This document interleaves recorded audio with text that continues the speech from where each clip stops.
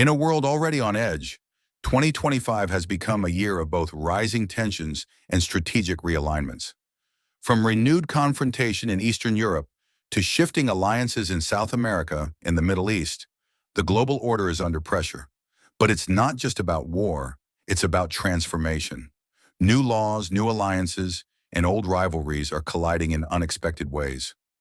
Today on the Watchtower Report, where strategy meets reality, we explore 6 flashpoints that reveal a deeper trend. The architecture of global power is changing, and the cracks are starting to show. Russia, Ukraine. Talks resume, but no ceasefire. For the first time in nearly 3 years, Russian and Ukrainian officials sat at the same table, this time in Istanbul. The headlines were cautiously hopeful. A massive prisoner exchange was completed. 1,000 soldiers returned to each side. But beneath the surface, the war continues. Ukraine proposed a 30-day ceasefire, hoping to reset negotiations. Russia rejected the offer, insisting on terms that would effectively compromise Ukrainian sovereignty. Western nations, including the United States, are now weighing a new round of coordinated sanctions if Moscow refuses meaningful progress. Behind closed doors, there's growing concern. Russia may be playing for time while preparing for a summer offensive. This wasn't diplomacy, it was maneuvering, and the battlefield remains the final arbiter, for now. Japan passes landmark cyber defense law. Across the Pacific, another kind of defense is taking shape, one without tanks or missiles. Japan has just passed the active cyber defense law, a groundbreaking shift in its national security posture. For the first time since World War II, Japan's government is authorized to preemptively neutralize foreign cyber threats, even outside its borders. This comes after a sharp increase in cyber attacks, many linked to state-sponsored groups from China and North Korea. Strategically, this law aligns Japan more closely with the US and NATO's forward-leaning cyber doctrine. It also sends a message. Japan is no longer content to play defense. In cyberspace, it's stepping into the global arena and reshaping the balance of digital power in East Asia. India-Pakistan tensions spill into trade. Tensions between India and Pakistan have long been military, but now they're turning economic. Following recent clashes and a deadly terror attack in Pahalgam, Indian trade bodies are calling for a boycott of Turkish and Azerbaijani companies, countries seen as openly supporting Pakistan's position. This isn't just retaliation, it's economic warfare. India is also tightening trade and diplomatic channels with Pakistan, signaling a shift toward a long-term strategy of economic containment. And while the military standoff across the line of control continues, it's the strategic weaponization of commerce that may define this new chapter of the India-Pakistan conflict. Armed conflict tops global risk rankings.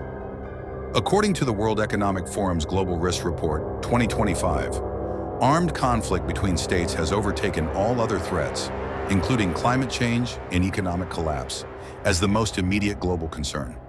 This marks a historic shift. For decades, international forums have focused on non-state risks, terrorism, pandemics, financial instability. But today, it's state actors and their willingness to go to war that dominate the threat matrix. From Ukraine and Gaza to Taiwan and the Red Sea, the world is once again living in the shadow of conventional warfare. And global leaders know it. Colombia joins China-led development bank. While conflict grabs the headlines, quiet economic realignments are happening below the surface. Colombia has officially applied to join the China-led New Development Bank, a financial institution created as an alternative to the Western-dominated World Bank and IMF. This move signals more than economic diversification. It's a political realignment. China is expanding its financial sphere of influence across Latin America, and Colombia, long seen as a U.S. ally, is now signaling a willingness to pivot. As Washington warns of debt traps and strategic dependency, Beijing is building leverage, one nation at a time. And for Latin America, the question is no longer if China will lead, but how far it will go. Iran deepens involvement in Sudanese conflict. Finally, in Africa, a proxy war is intensifying. Iran has expanded its involvement in the Sudanese civil war, backing the Sudanese armed forces in their fight against rival factions. This isn't humanitarian support, it's geopolitical calculus. Sudan sits on the edge of the Red Sea, a critical choke point for global trade and energy supply. Iran's deeper involvement gives it leverage over maritime routes and a greater foothold in African affairs. This also adds pressure to Israel and Saudi Arabia, who view Iranian expansionism as a direct threat. In essence, Iran is exporting its influence, not just with weapons, but with strategic positioning. Sudan is no longer just a local crisis. It's part of a wider regional chessboard, and Tehran is playing to win. From Eastern Europe to the Pacific, from Africa to Latin America, one pattern is clear.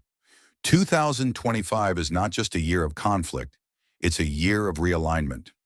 New alliances are forming, new threats are emerging, and the old order is being challenged at every level, militarily, economically, and ideologically. As always, we'll be watching the ground shift beneath us. This has been the Watchtower Report, where strategy meets reality. Subscribe to stay informed, and we'll see you in the next episode.